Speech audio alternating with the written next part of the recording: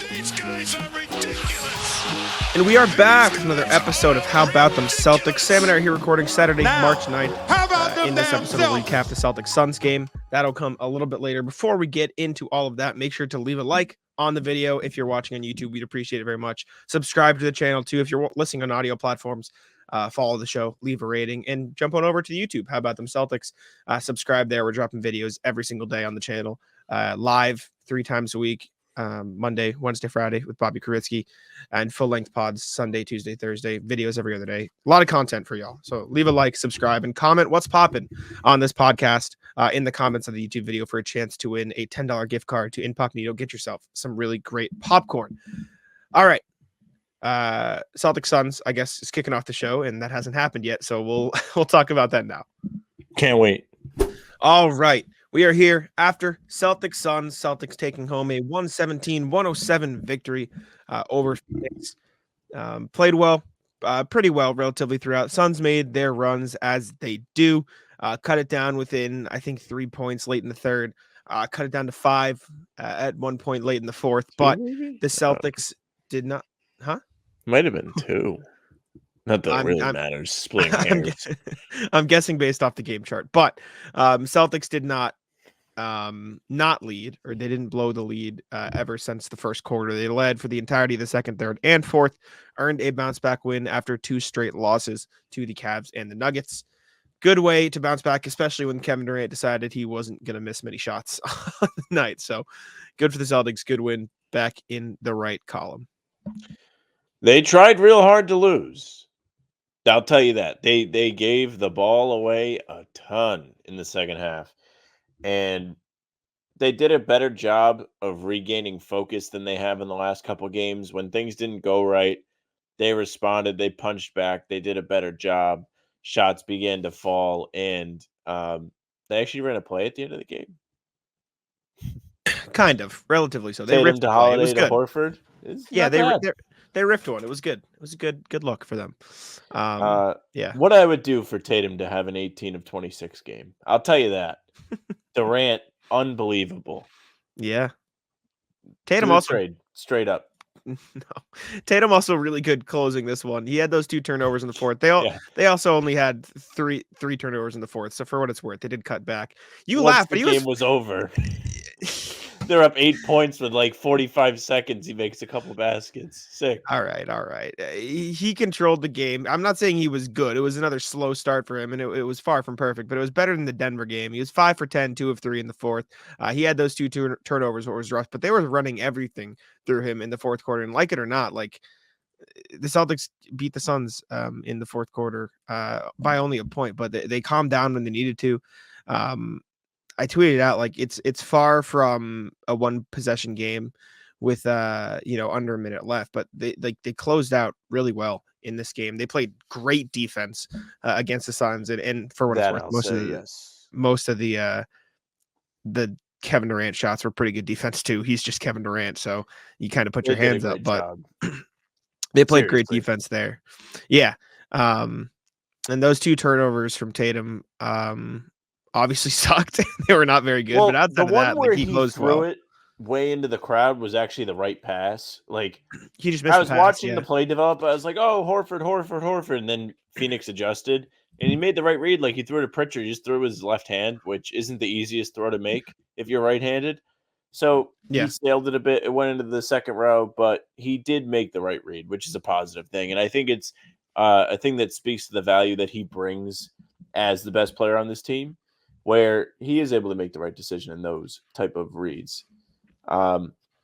Overall, I don't think he had a game where I was like, oh, he's taking bad shots at the absolute worst time. Even though he wasn't efficient today, I didn't notice where he was like, I was like, oh, Celtics could really use a bucket here. And then it's just like a 16-second on the shot clock chuck. Like, that didn't really happen. I was impressed with the way Jaylen was aggressive in this game. I know we texted about this a little bit. Going forward, aggressive Jaylen. Is that a real weapon in the playoffs? We have good. A weird. I think we need some more data on this one before we make a final decision. Aggressive Jaylen is very good, but it is a dangerous and a very fine line that they need to ride, because aggressive Jaylen is unstoppable when the shots are going in, but aggressive Jaylen is detrimental to the Celtics' success when they're not going in because he will keep shooting them. And great. I love aggressive Jaylen. It was great. It's been great the last 2 games. But if those shots start to not fall or he doesn't get a call or et cetera, like Jaylen Brown has the head down tendency. I'll put it that way. That's true. I think Jaylen, though, when he's overly aggressive like that, you are getting good shots more of the time. Meaning all of his looks are like right 2 feet in front of the rim. Sometimes there's enough defense to make a miss. We saw tonight he started like 2 of 7 or something. It wasn't the greatest start from him, but he found his footing and got it going in the second quarter and really helped the Celtics build up that lead going into the half. I love it. I like it. It's like a comforting type of play where I'm like, oh yeah, like okay, I'm with it. Like go ahead, go bully the basket. If he could make free throws, I'd probably feel way better about it. But even then, he did make 3 big ones today. But even then, He also like, missed I don't 2 know. huge ones. He did. 3's better than 2. What? He said he made 3 big ones, and you were like, well, he missed two big ones. Net rating, he made 1 big one. I suppose, except you should probably make all your free throws, buddy. They're free, as you always say. You should make them. You should make them. I just like it when he forced the issue. It's fun to watch. I want to see it continue. I want a larger sample size of this. Mm-hmm. No, 100%. It's great. It's great when Jaylen Brown is being aggressive. It's great when he is getting down the lane. It's great when he's making the right play. He's awesome when he gets to those spots. So credit to him for doing it consistently over these last couple of the games, comments especially. Just died. Why? They're like, do we really want Jaylen dribbling the ball? Do we really want him trying to create in the playoffs? Speaking of the comment section, this is their catastrophe of the day. Yeah, Luke Kornet might have been the 3rd best player, 4th best. Like he was phenomenal. He was really good. Excellent today. He finished with 14 points, 6 rebounds, and a block on 6 of 7 shooting from the field. Made both his free throws. Even hit Drew Eubanks with a head tap after a super cool putback dunk. He was great, man. He was legitimately like so good. He was screening well. He was running the pick and roll well. He was getting open for all those plays with Derek White. He ran it with Tatum a couple of times. He ran it with JB once. There was a really cool action they did where Derek White set an off-ball screen for Jaylen Brown. He got in front of his defender. Then Luke Kornet was just butt naked open for a lob because the center had to help up. Like he was just always in the right spots and like he knows the system. This is what they always say. Like he knows the way the Celtics play. And so he's always going to be in the right spots. And that's exactly what you saw tonight. Luke Kornet is a good basketball player.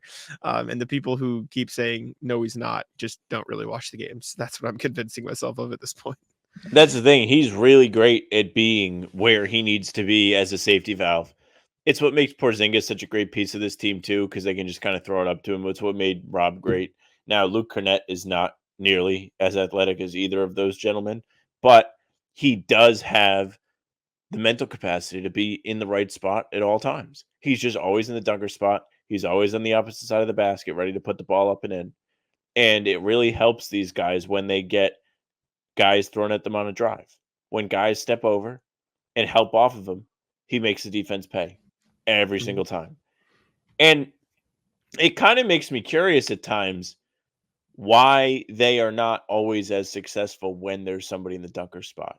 Because I know you in particular hate when there is another Celtics player down near the paint when there's a drive happening. Understandably, it makes it so there's more defenders near the basket. No, I hate it when there's 2. One guy in the dunker spot works. Like you see that with Kornet every time. But when there's 2, like the Horford one, I assume is what you're referring to on the Tatum drive in the Nuggets game.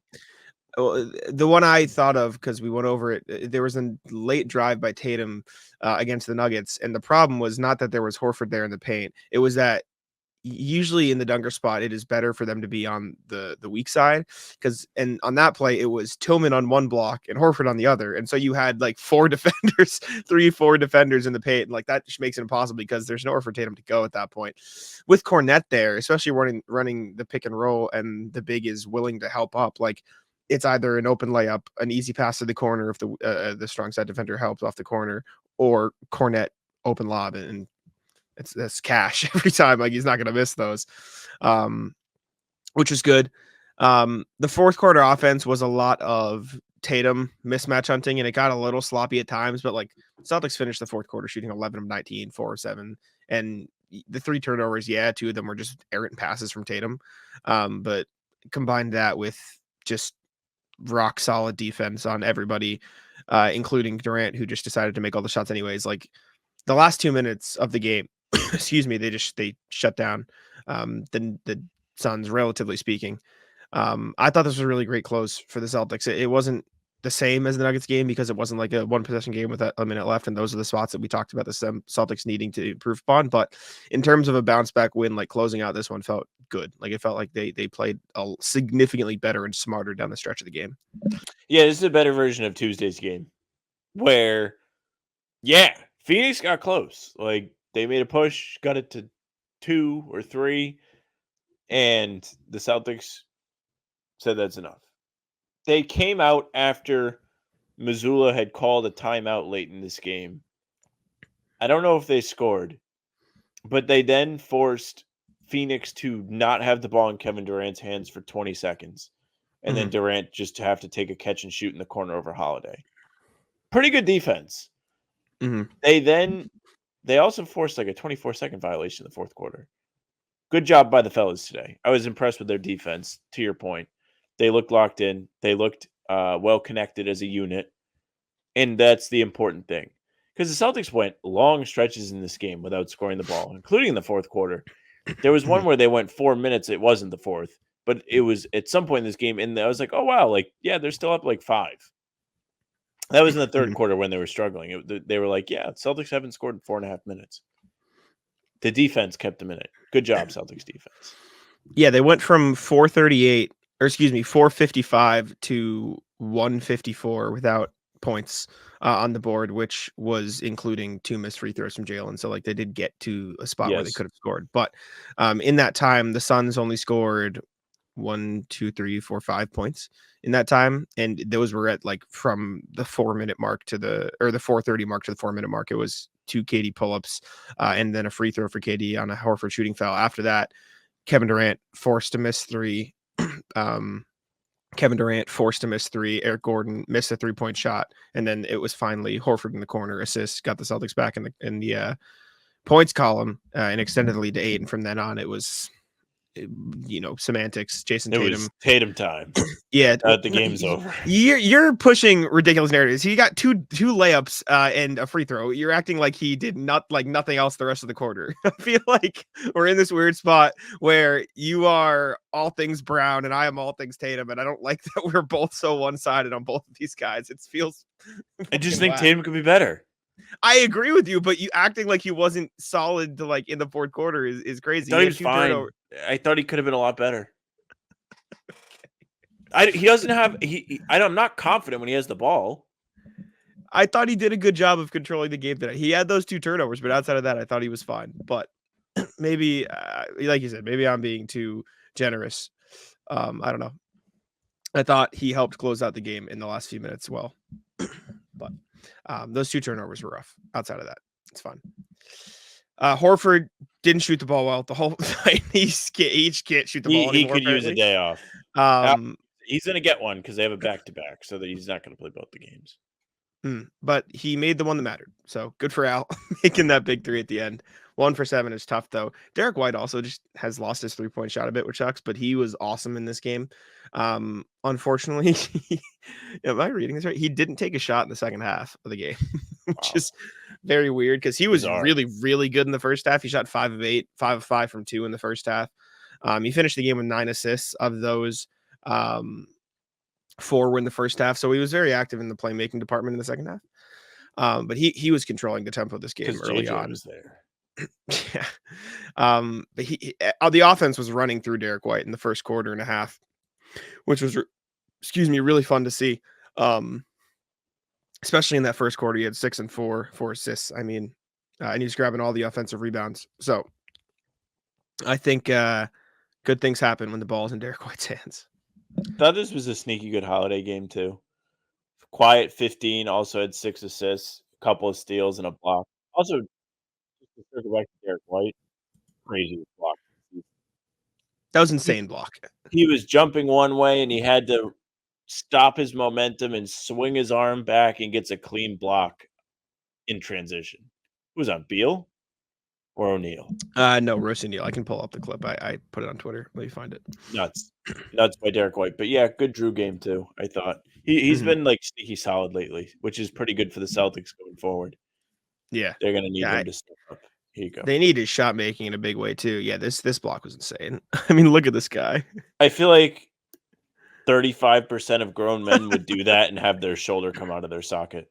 Yeah, this is insane. He blocked it with his pinky. Someone told me on Twitter, he's like, when I saw this, I told my dad he blocked it with his pinky. And then I realized he actually did fucking block it with his pinky. Football season may be over, but the action on the floor is heating up. Whether it's a tournament season or the fight for a playoff home court, there's no shortage of high-stakes basketball moments this time of year. Get in on the excitement with Prize Picks, America's #1 fantasy sports app, where you can turn your hoops knowledge into serious cash. Testing my skills on Prize Picks this season is the most exciting way to play daily fantasy sports. If you have the skills, you can turn $10 into $1,000 with just a few taps. Prize Picks is really simple to play, and I can make my picks and submit my entry in less than 60 seconds. Download the app today and use code CLNS for a first deposit match up to $100. Use the code CLNS for the first deposit match up to $100. Pick more, pick less. It's that easy. This is insane. I'd be heated. This is an open layup if you're going up against any other guard in the NBA. Yeah. He beat him. He got him to jump kind of early. Yeah, it's insane. That's crazy, dude. Also, I just want to clarify because I feel like the comments are going to yell at me now. Tatum didn't play well. Like, I'm so mad I have to do this. I'm not saying he had an amazing game. I just don't think it's fair to say he was like bad. Like his fourth quarter numbers were better than I thought. Yeah, he didn't have a great game. It was better than Denver, but there's still a lot of room for improvement. He still wasn't efficient. He still smoked. Celtics in general missed a lot of layups tonight, which was annoying. Celtics weren't the greatest today. I do think it was a significantly better close from Tatum than Denver, which I guess if you want to say the bar was the floor, then sure. But it also helped that he made his threes finally. He did have a good 3-point shooting day, right? Like overall, he was pretty good. Yeah, 5 of 9. Good 3-point shooting day from Tatum. Really weird that he missed all of his shots inside the arc today. Yeah, so what does that average? What does that mean? He shot 6 of 19 from inside. That is weird. I feel like a lot of them were middies too, which is taking a lot of middies. Third quarter, got another one of those sick, hey, look, there's a defender, and I dribbled the whole clock, and I shot it off the back rim. I don't love the middies. Not a fan. Just get. I like him at times, but you're not Durant. I'd rather a step back three than a contested midi. At this pace, yeah, which is sad. Also, I just think that's smart.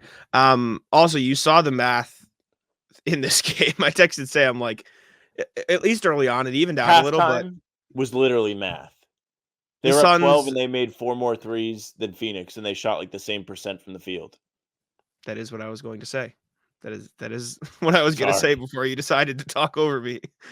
Motherfucker, what the hell? Go ahead. I mean, there's nothing else to say. You said it. Big game from the bench, to their credit. Hauser didn't shoot the ball well, but even he was a plus 10. But like Luke Kornet, 6 of 7, 14.6 rebounds. Peyton Pritchard, 10 points, 4 of 6, 2 of 4. Those guys were plus 10 for Hauser. Shambles. Yeah, I know, and is not happy. Plus 10 for Hauser, plus 12 for Kornet, plus 13 for Pritchard. Like, that's really where a lot of this game came from, because the Suns bench just wasn't really as effective. Past that, I saw somebody on Twitter say that Grayson Allen's pick on Derek White was dirty. Did you think it was dirty? Didn't think it was dirty. Yeah. I looked extra close when it happened because I was like, hey, like I was watching my girlfriend. I was like, hey, you see him? He's like a dirty player. We have to see if this was dirty or not. They called it a foul, right? I was. It was a foul. Okay, yeah. But it was like moving. Also he was kind of moving. It was also like a really quick turnaround from like when Derek White turned around to you got to give a step. How many steps he had before he ran into Grayson Allen probably wasn't enough. But I don't think he didn't like stick an elbow out. No. He didn't stick his shoulder into him. He just really wasn't set yet. I didn't think it was dirty. Yeah. And I'll tell you if I think it's dirty. Didn't think it was dirty. You want to talk about dirty? Dwayne Wade, dirty. Not enough people say it. There was one other play that I'm glad Luke Kornet had a good game because I was like, when this game was playing out, like a lot of the times, or when any game plays out, I think of the comments after a game and like some of the stuff they nitpick on. And one of them, I forget who it was who comments on this. Maybe it was RJ, which I get it, but the tap out rebounds, like Luke Kornet tried to tap it out and it went right to the Suns. I thought he got fouled on that. My rebuttal was gonna be, yeah, he couldn't have two hands though because Nurkic was holding his other arm. I remember watching that live. I was like, why the fuck did they not call a foul? Nurkic was like very low-key, very slyly beating the shit out of Luke Kornet. It's good that they sat Porzingis. He couldn't take 2 games in a row with that. I know. There was another one where I don't know who turned it over, but I think it ended in a turnover where Luke Kornet tried to save the ball, or maybe Luke Kornet tried to shoot it. Something happened.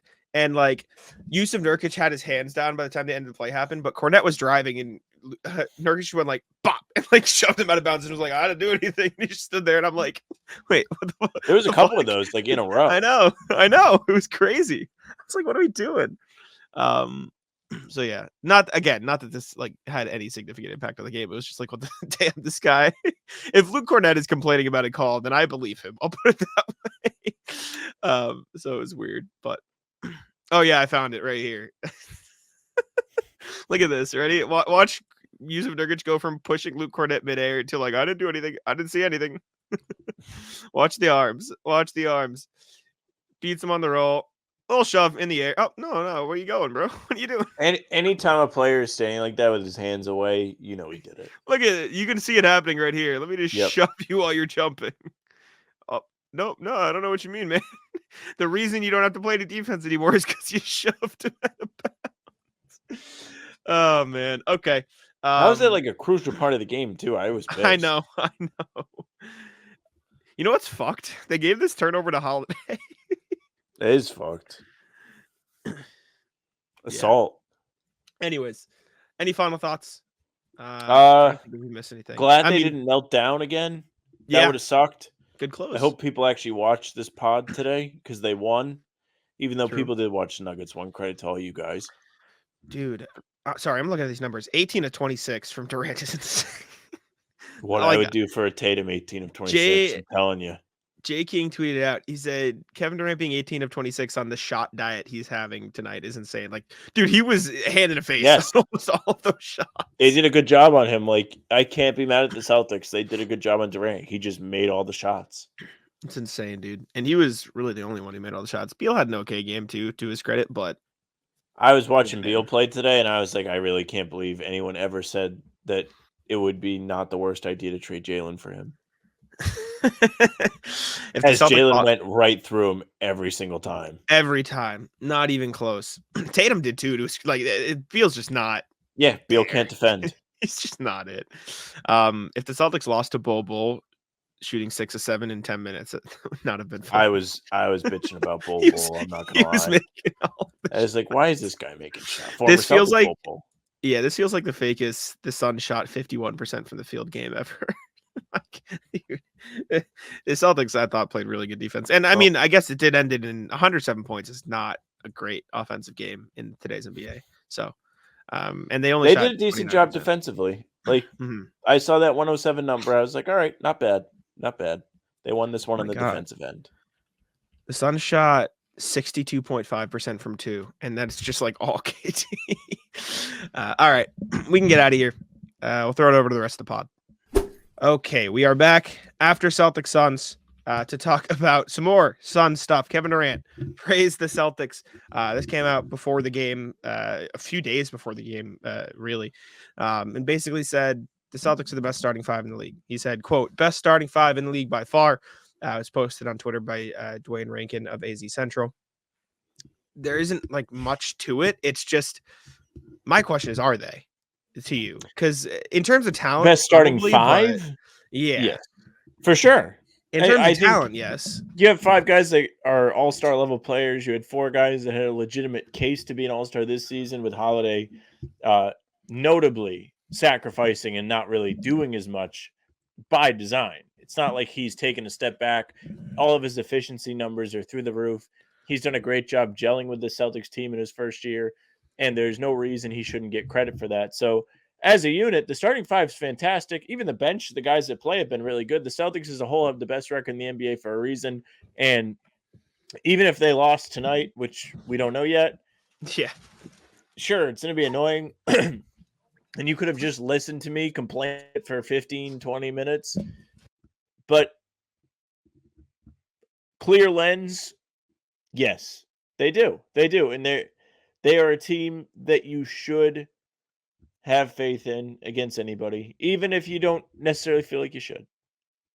I agree in terms of talent that they're the best starting five in the league. My only question is, like, after watching that Nuggets game and the cohesion that team plays with, like, it's hard for me to not, like, obviously talent wise, if you want to go bar for bar, one for one, like, Derek White's better than KCP, Drew Holiday's better than the blah, blah, blah. You know, Jaylen Brown's on par with Jamal Murray. Some people would have them every which way. Porzingis is better than Michael Porter Jr. / Aaron Gordon, probably. Like, but in terms of cohesion, the way they play and the way they've built their chemistry, I feel like it's closer than a lot of people realize. Talent-wise, obviously, it's the Celtics, and I understand that's the point and probably what Kevin Durant was talking about. But, like, in terms of their play on the court, watching that Nuggets team play with the cohesion they have was just like, holy shit. Like, that's like, those guys they're locked step for step, intertwined, like, with each other every step of the way, which is really impressive. So I think that's the only team that's right there. Yeah. I mean, I've been saying, like, I wish the Celtics would just play team ball. I mean, all we talk about down the stretch is like, oh, like, ball sticks, ball doesn't move. Like, this whole week we've been talking about execution in crunch time. And the thing that we've landed upon is, wow, like, not a lot of guys are moving around. There's a lot of standing around. Like, Denver is not like that. That's why Jokic is able to just dominate games, because everybody's moving around. The whole team's bought in, and they buy in because they know he's going to make the right read and find them and reward them for the work they're doing without the basketball. So the Celtics still have a little ways to go in terms of that, because you just see a lot of dribble, up, 6 shot, even in the middle of games. There's too much of that. You very rarely see any of that in Denver. When we watched the game on Thursday, there was next to none of it. So the Celtics, if they want to be up towards the top of the league, and they should be, just based off of talent, if they want to go to the next level, it comes with the chemistry, the trust, everything else. And there is some of that. It's not fair to say that they don't have any. We've seen moments from the Celtics this year where they have just dominated teams. They've picked good teams apart. They beat the piss out of the Bucks that first game when they came into Boston. And, of course, they did lose really bad in Milwaukee, so you have to remember that too. But they've been great at times, and they've done a great job of spreading the wealth. And that's why you've seen so many of these guys have impressive performances. But it's not consistent enough, and it's really not that consistent down the stretch, which I think is where everyone's concern has recently sparked from. Agree, and rightfully so. It showed up in that Nuggets game. But speaking of the Nuggets, Michael Malone made sure to let them know that they did in fact lose that game. There was a lot of green in Denver. Sure was. Celtics took on the Nuggets. A lot of Celtics fans, let's go Celtics chants ringing all throughout Ball Arena, I believe is what it's called, in Denver for the Nuggets game. And so after the game, once the Nuggets are in the victory, Mike Malone let them know in the press conference, said, oh, yeah, it was another playoff atmosphere for sure. As we talk pregame, you have to give the Celtics fans credit. They always come out strong, but you know what? We say it right. You can take that L on the way out, baby. And like, I love Mike Malone. Like, as much as Celtics fans can hate that, like, he has the right. Fire. He's awesome. And they won the game, so you get the right to talk. That's how it works. Sure did. It is pretty cool, and I know we have the Jaylen quote too, but it is cool how many people in Denver particularly always just show up when the Celtics are there. It truly is like a soccer-type atmosphere where you have traveling fans. They are all sitting together, and they are vociferous. They are making their presence known. You don't really get that a whole lot across the league. I don't know what it is about Denver. I don't know why there are so many Celtics fans there. I know they're only there once per year, so that definitely helps it. And people are like, we have to see the Celtics this one time because they're only going to be at Ball Arena once. Mm-hmm. But when you hear scattered cheers and stuff, it's just not the same. When like a big play, like when the Warriors came to the Garden and people are cheering for Curry, it's not like they're all sitting together like pumped. There isn't the cohesion. It's just scattered cheers. So it is a cool thing. And it made the beginning of that game super like intense. Everybody was engaged. The Jalen alley-oop dunk had a huge pop in the arena. Like, it was super cool. Yeah. I was trying to read, I was like trying to figure out why it's like Denver specifically. I see it on Reddit. Someone said, being from Maine, I feel like I would meet a ton of people in the summers from Colorado. There's something about the Colorado New England pipelines. These fans travel pretty well, but this was damn near a home game. Somebody else, I can't find like the full comment because it's not popping up on Reddit. I just see it in like the preview. I see. You know what I'm saying? But it says something along the lines of like Denver is a football first town, and it doesn't help that Nuggets fans can only watch, or they can't watch games on like the network because apparently there's like a standoff between Oh, yes, that's true. fans and like the local, whatever it's called. Like, so that's the thing. So maybe that's a part of it, but I can't really find anything else. Like, I can't find the comment that like is popping up here, which is frustrating. But I don't know. It's interesting. Oh yeah, Denver's football first town, but it doesn't help that locals can't watch Nugget games on TVs because there's a standoff between the network and the team. This was 2 years ago though, so I don't know if that's carried over, but I mean, still, I think they have this new thing where they can watch the games, but it's still valid like 2 years ago. Like, always, every single time the Celtics are there, it is popping. I also see a lot of people on the Reddit saying there's also just a lot of New England people who moved to Denver. Yeah, weirdly enough, I know somebody that I went to college with that also moved to Denver, so maybe it's just a thing that happens. So Yeah. shout out Denver. Yeah, good for them, and Mike Malone deserved the right. Jaylen Brown talked about it too.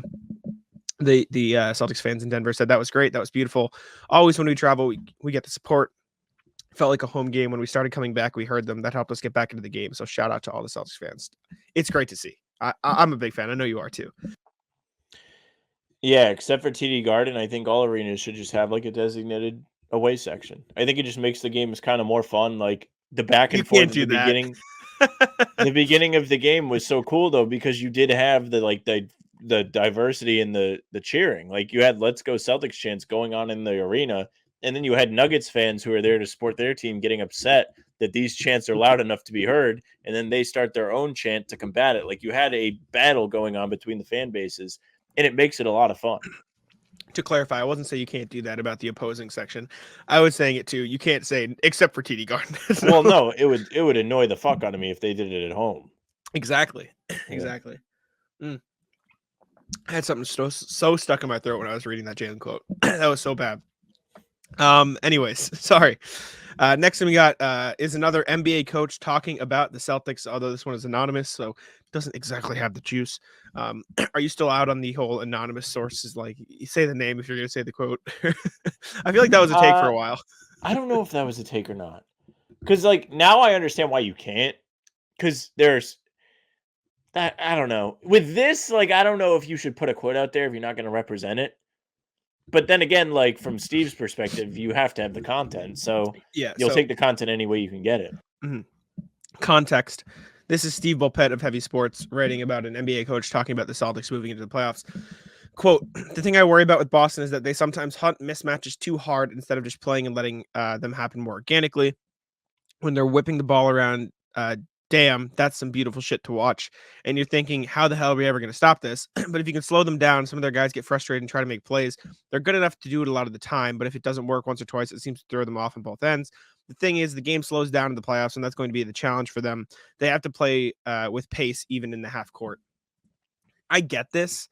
And obviously, I'm not saying don't move the ball, but I do feel like this narrative is a bit tired. I feel like it's a bit overblown, especially after this season. And I know it's a bad timing for me to talk about that after the Cavs and the Nuggets losses, but I think they've done like a wholly better job at finding consistent offense this year than in years past. And so while it like the problem has shown up in the Nuggets game, and I guess a little in the Cavs game, although that was more like the last quarter, whatever. I don't think it's necessarily a like this is definitely still a massive problem. I just think it's like they're going through a slump of it. So I have mixed feelings on this quote as a whole. I don't think the mismatch thing is bad. I can kind of see where this coach is coming from, saying they might do it too much, but there are certain spots where it works every single time. Like, I'm sorry, if you're running an action and you're really forcing a mismatch for Porzingis to catch the ball at the free throw line, it's going to work every time because he doesn't really have to do any more work than just get the ball for you to get a good look. The difference is like, okay, if you're going to have Tatum hunt mismatches or Brown hunt mismatches, then they have to actually exploit them. Like, if you have a big guy on you, you should try and go by them. And Tatum, to his credit, has done a really good job of this as of late. I think against who'd they play before Golden State? Remind me. I'm sorry. Dallas. Yeah. Dallas, and also I think against Philly, they did a pretty good job at, like, even with Maxey, just going right through him and using that advantage in the mismatch. But there are times where it doesn't matter who he has in front of him or Jalen has in front of him. It's going to be a tough shot, and you really don't gain anything by it being a mismatch. So there is some kind of point there.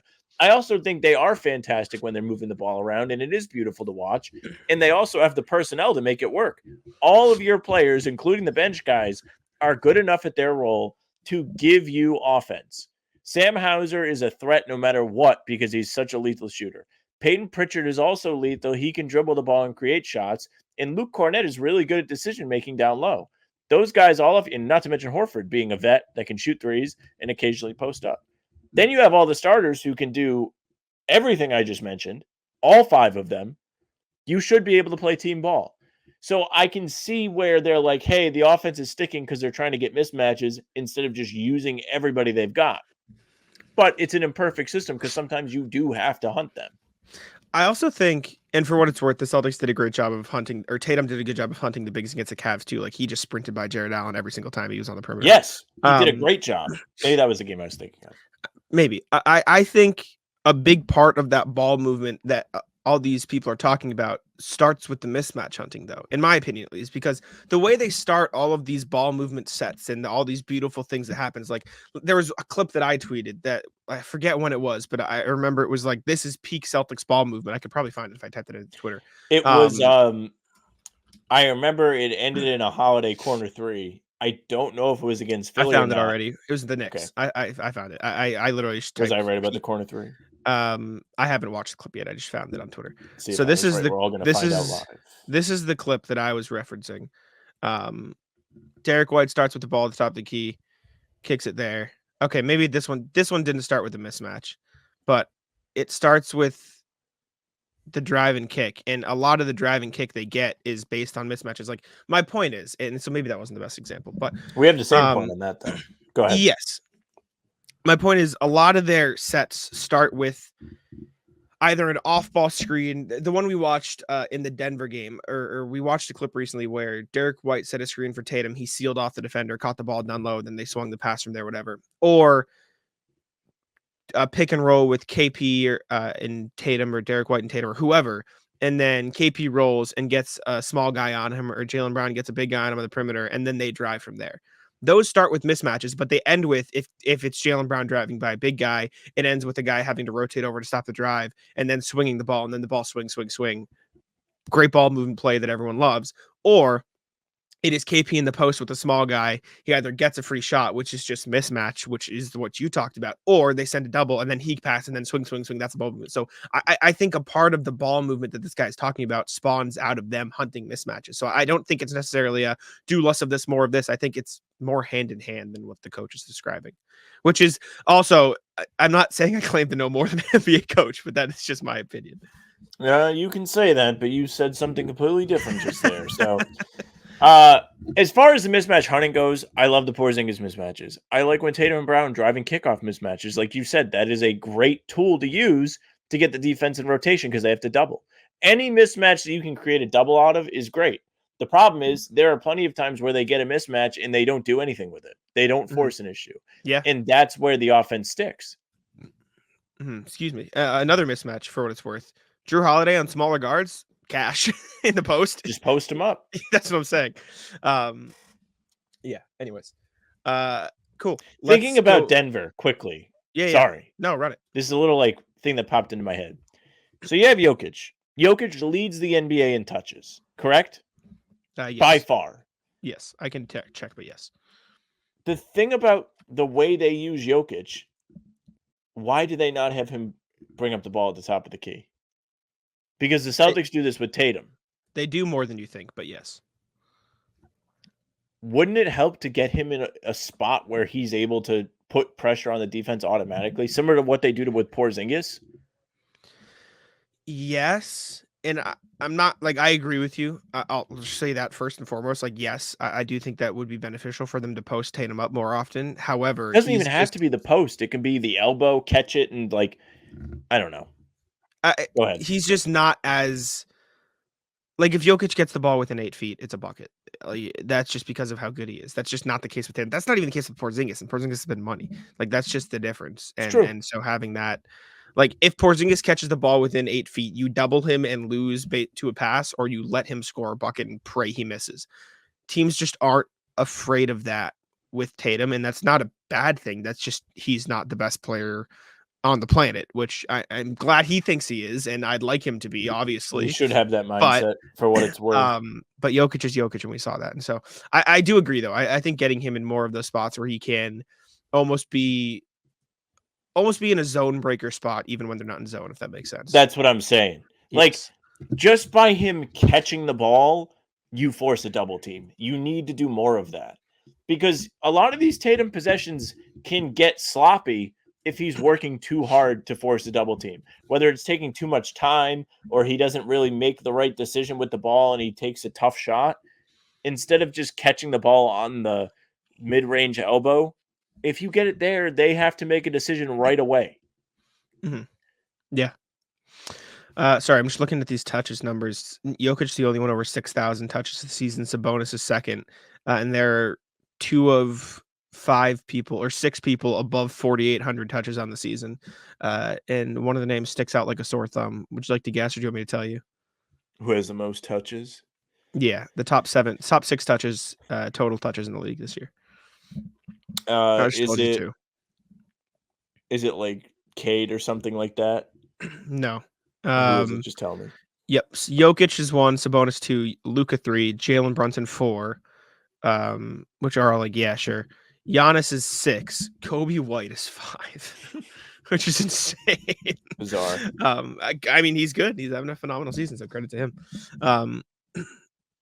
But yeah, Jokic also averages 9.949 points per paint touch, which is ridiculous. He's insane. Okay, let's go to the email here. Check in with what y'all have to say. If you'd like to email us at hbtcpod@gmail.com. We're always there answering. But before we get into that, we do have a wheel to spin today. We have 2 entries. Again, comment what's poppin' on the video for a chance to win a $10 gift card to Incognito. We got 2 entries today, and if one wins, Sam's going to be head and hands because Andrew has entered, and he has a 50-50 shot. Oh, that's terrible. Could be giving a Knicks fans popcorn. We love you, Andrew. Can we veto it? We cannot. We're fair on this show. So we'll see. We'll see who takes it home. It will be. Oh, terrible. Congrats, Andrew. Email us. Email us at hbtcpod@gmail.com with your name and phone number. We'll get you hooked up with a $10 Incognito gift card. We appreciate you, even though you're a Knicks fan. But all right, email here. RJ followed up. This was just literally like half an hour after we started. Oh, we were actually recording when this came in. I know. I'm sorry, RJ. But he followed up to his email that was like losing sucks, but everyone's healthy, et cetera, et cetera. Said following up on myself, this is after the Cavs game, I think. Yes. Excuse me. Following up on myself quickly, there's a notion in Contract Bridge where if there's only one lay of the cards that will let you win, assume that the lay of the cards and play accordingly. I think the Cavs game and the Celtics needed to look at the 22-point lead and ask, what is the one thing or most likely thing that Cleveland needs to do to win the game? How do we guard against that? Both the players in terms of awareness and the coach in terms of personnel instead of the walk the dog option. That's all. Yeah. I mean, they just let go of the rope. Simple as that. Okay. Next one, RJ again. Oldie but a goodie. And by an oldie, I posted this to Celtics Blog 5 days ago. I put together my thoughts on the buzzer beaters 5 days ago and didn't tell anyone. Let me rectify that last part now. Let's take a look here. Okay. I don't want to read the whole thing. If you'd like to read all of RJ's thoughts, check it out. It's a Celtics Blog fan post called Devaluing the Buzzer Beater. But basically saying comes easy to overlook that no matter how you throw the data, you have to ask the right question. Talking about basketball, winning the game in the final seconds. Without a doubt, the last second shot is one of the most exciting plays in the sport. Everyone who has ever shot hoops has played out the scenario of catching the ball and launching shots and watching it fall through the nets as the final buzzer sounds, from recent hero Max Strus to legend Larry Bird. These plays are certainly memorable, but are they meaningful indicators of winning performance?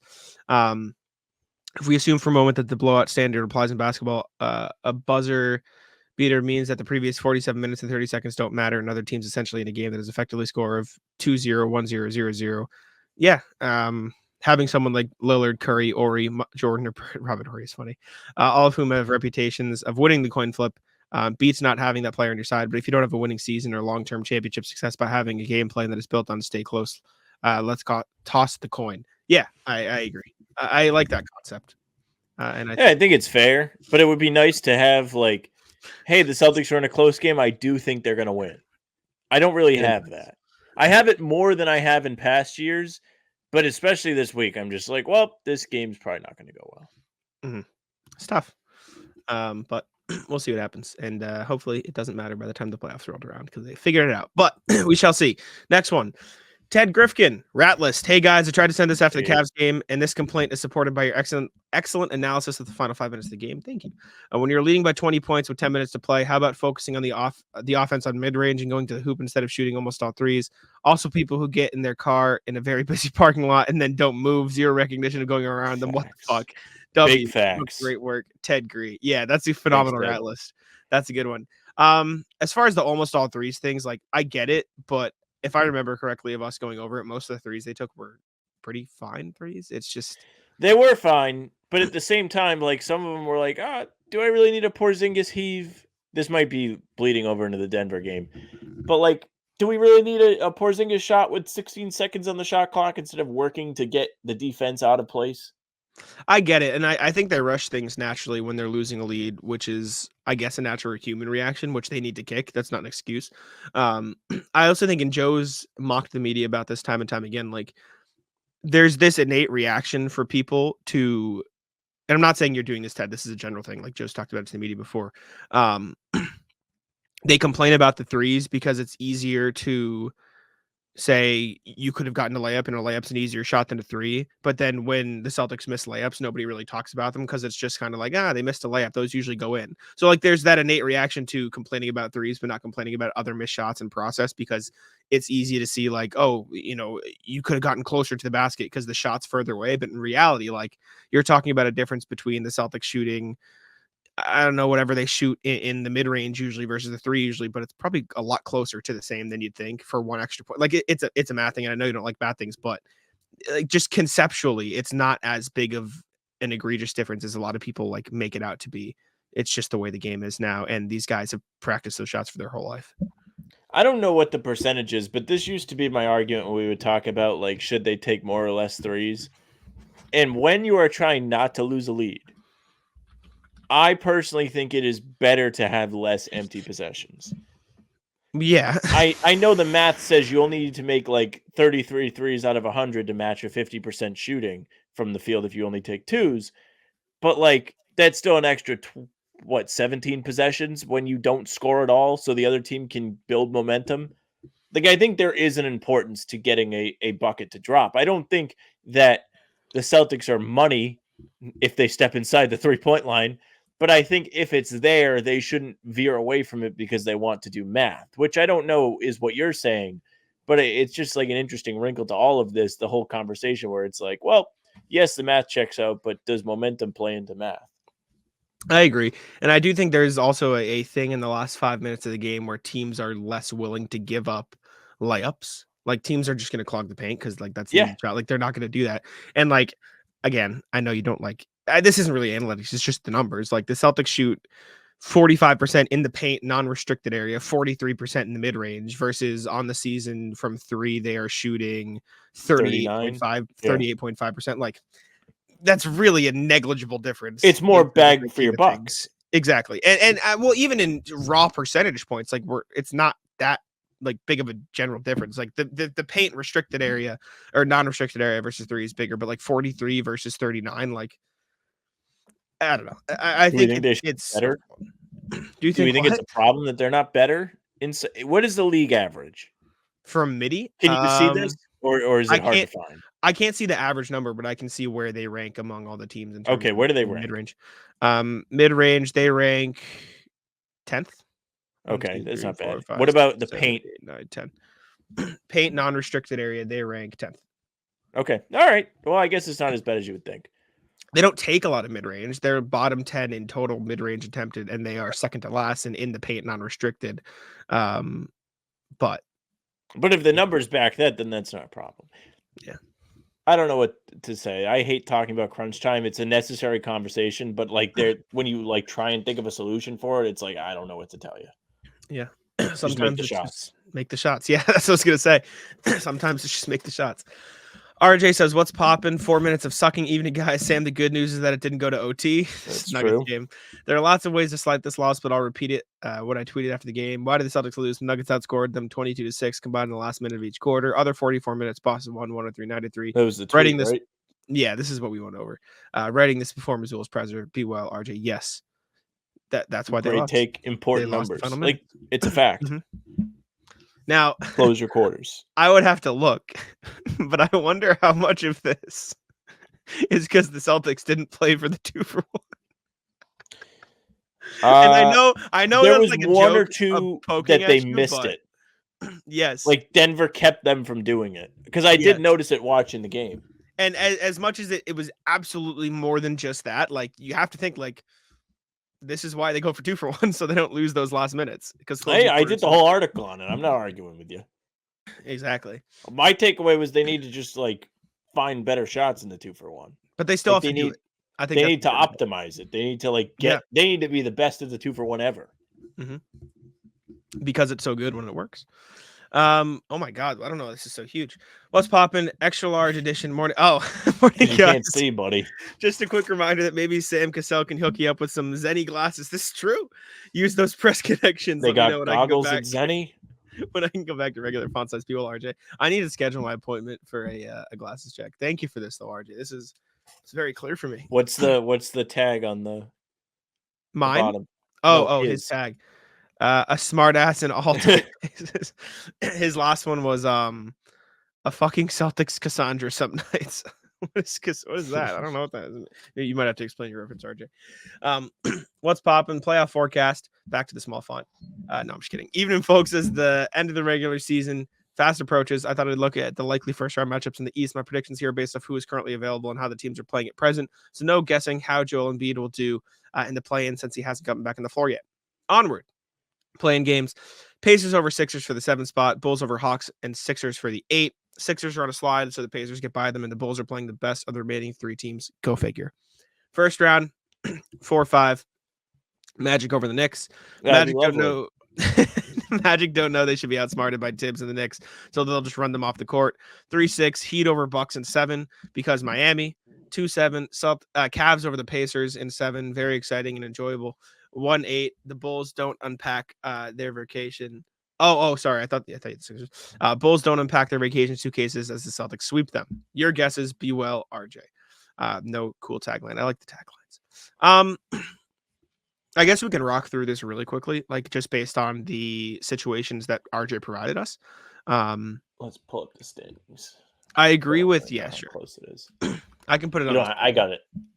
Yeah, but I can put it on the screen. Okay, so let's say this was the play-in, Sam. Would you also choose Sixers over Pacers?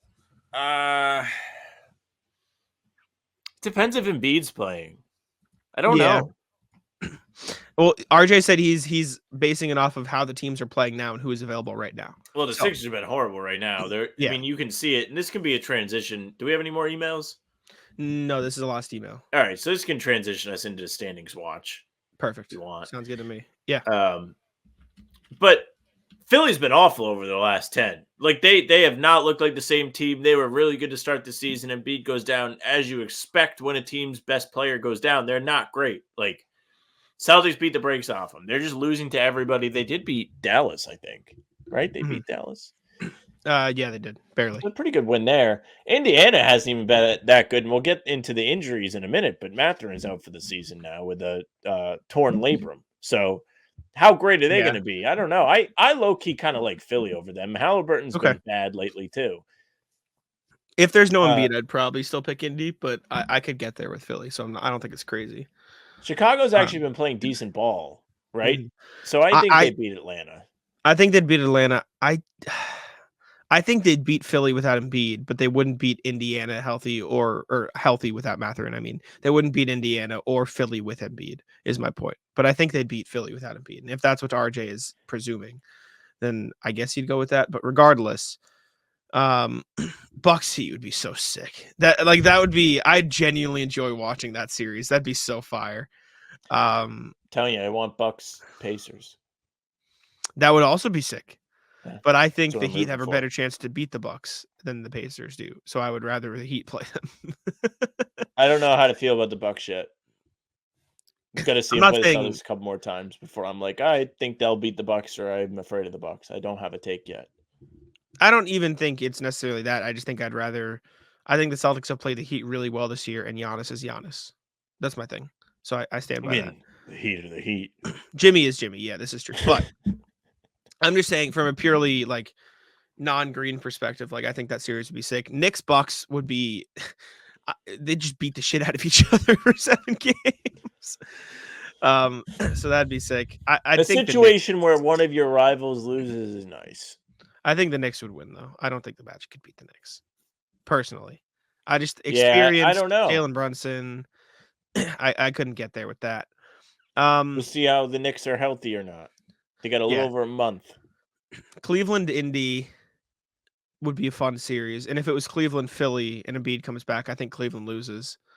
And I think Indy would make it a good series. Cleveland's the team I could see like with the team that could get upset in the first round. I think like Cleveland, Milwaukee, New York, any of them could get upset if they get the wrong matchup. But I think the Celtics could handle the Bulls as you laid it out, and I think they'd be fine against the other teams as well. But speaking of the Bulls, I thought about this today. I meant to text you and Bobby, and I think I was just busy. Mm-hmm. I would not have survived 2009 when they played in the first round. Just the amount of overtimes and everything. The amount that I hate playoff like hardship. Oh, Yeah. I would have died. I mean, I was alive, but I wasn't invested like this. Yeah. Yeah, I think that's where I'm at though, RJ. But as far as the standings, Celtics have dropped to 8-2 in their last 10. Disastrous.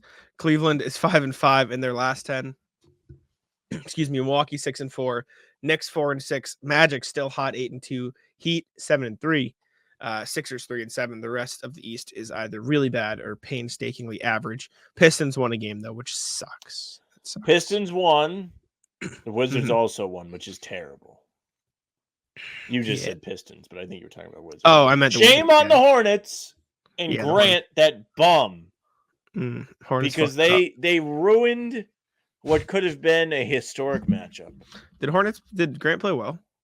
I don't know, but I saw that they lost. I was none too pleased. Let me see. Did Grant play well? He didn't play. He did play.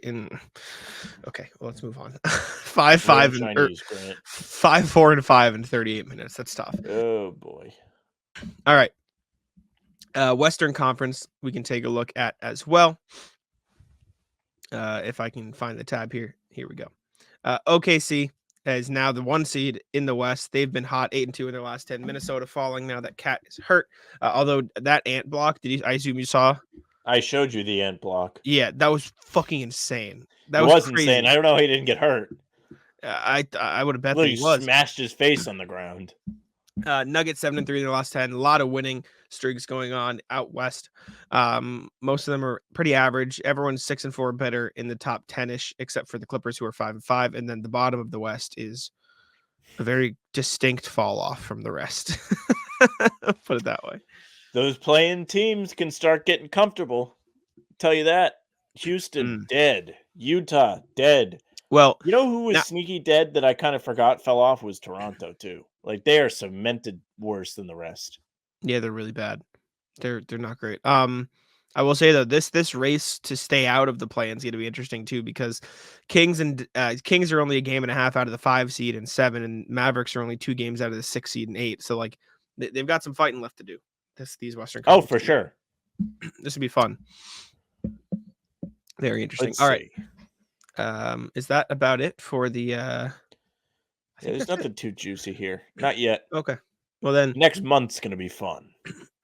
it will be fun. We're going to have a good time with the standings watch. We can get into an injury update, though, for Mr. Lonzo Ball, Sam. We have injury update news on the Bulls point guard. Joe Cowley of the Chicago Sun-Times put this out. This is Billy Donovan talking about Lonzo. Said, starting to run. Workouts have been positive. Looks good moving, cutting and running controlled. No contact, though. Though Joe Cowley did say there's no timetable or plan on how to get him into basketball activity this summer yet. Organization isn't there yet. Mark Medina also noted that Donovan said that he's starting to complete running drills and the medical team is pleased with his movement. I feel bad for Lonzo, man. Like, this sucks. I like Lonzo, and they were fun when he was good. He's a damn good player. One of the best 3-and-D guards in the league when he's healthy. He was shooting like 44% from three. Finally figured that out in Chicago. And then he just hasn't been able to get back on the court since. And this isn't even like he's always hurt. He can never get on the court. This is one long injury that he just hasn't been able to recover from, which sucks. It is sucky. And these kind of injuries are always scary to hear about because when it happened, it wasn't anything abnormal. It was like, oh, he tore his meniscus. He'll be back. And it's just like, oh, nope, out another year. Mm-hmm. It's been what, 3 years now since Lonzo played? Two years. Yeah. Over 2 full years. And he was really getting that Bulls team to play well. If you really want to look into why Chicago is like being weird, they probably have some hope that they're holding out that he's going to come back and like help this team compete. Do you really think he's going to come back and play well right off rip? At least enough for DeMar DeRozan and Vucevic to help you win while they're still in Chicago? I don't think so. So I don't know why they don't just blow it up. I think he's a quality piece. I don't think they should be looking to burn his contract or anything, but sure. I'm glad for him. Glad he's able to run again. Good for medicine if they've broke through anything to help him out. Like, it sucks. He's probably dying out there to get back on the floor. Yeah. He's itching for it. And like I said, you feel bad for him because this isn't like he keeps getting hurt. This is just he cannot get over the one injury that has plagued him. Ben Simmons. That sucks. Yeah, well, speaking of injuries, Ben Simmons out for the season, Sam. He's gone. This is from the report stated that the Nets announced Thursday that Simmons will miss the remainder of the season while he consults with specialists and explores treatment options for the nerve impingement in his lower back. As like, this is the one where you're like, all right, you can't get on the court. It is just like scary is not the right word, but like having something wrong with a nerve in your back is like, it just sounds very like uncomfortable. Like, that doesn't sound like a fun experience. That doesn't sound fun. And so this isn't me like defending Simmons for not being on the court. Like, at some point, like, it's just not there for him, which sucks. And I guess you feel bad for him that he just couldn't get healthy or whatever. And you can believe what you want to believe, but like a nerve impingement in the back is not something to fuck with. Like that's probably not a pleasant experience to be dealing with. Yeah, no, I mean, does it help that he seems to never want to play basketball? No, it doesn't. So like when you see this kind of thing, you're like, oh, is he really hurt? Like, I don't know. I don't know how much to buy into it. But traditionally he has had back problems for a while. At least that's what they say. So the narrative lines up. You know, if they're making it up, they're doing a good job. As for the rest of these, cat meniscus injury you have on here, back for early playoffs, ? That's the maybe that he should be back for the early playoffs. Because when Rob tore his meniscus, he was back, and he tore it later than this. Yeah, that's what Woj said. Woj said that he should be back for early playoffs. That sucks for Minnesota, though. It does. It does. They shouldn't fall past 4 though, so they should still host a first round series at the very least, which is good. Because they built that lead up, but it does suck because he's a big part of their everything. He does. Steph Curry got hurt recently, but the reporting is that it's not too bad. It should only be a short-term thing. And then, like Sam said earlier, Ben Mathurin out for the season for the Pacers, which sucks for them because although I did hear somebody, I forget who was talking about it. Maybe it was Keith Smith and Trevor Land on the front office show. Either that or Zach Lowe say like anything past the playoffs is gravy for the Pacers this year, realistically, because like the Pascal Siakam trade wasn't like win a title this year. It was put in the pieces that will help you add pieces to win a title in the future. So like it's not something to fuck with. Like, you don't push Mathurin to play through anything. And obviously not that he could have played through this, but get it sorted out now. Get ready for next year. You have to be bummed if you're the Pacers a little bit though, because they, especially early in the season, were kind of like a real threat. I mean, they went to the in-season tournament final.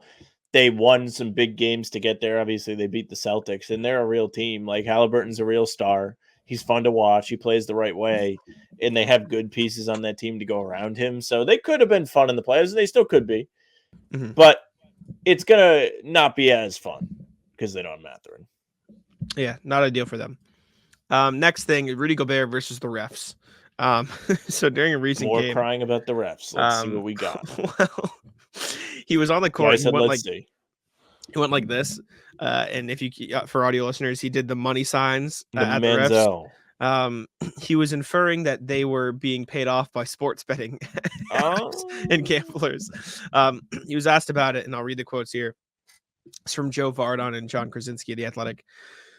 Quote, my reaction, which I think is the truth. It's what I truly believe. Even if it's the truth, it wasn't the time for me to react that way. Should not have done that. It cost my team the game, obviously, and I couldn't wait. They couldn't wait to give me a tech. That was bad. That was an immature reaction.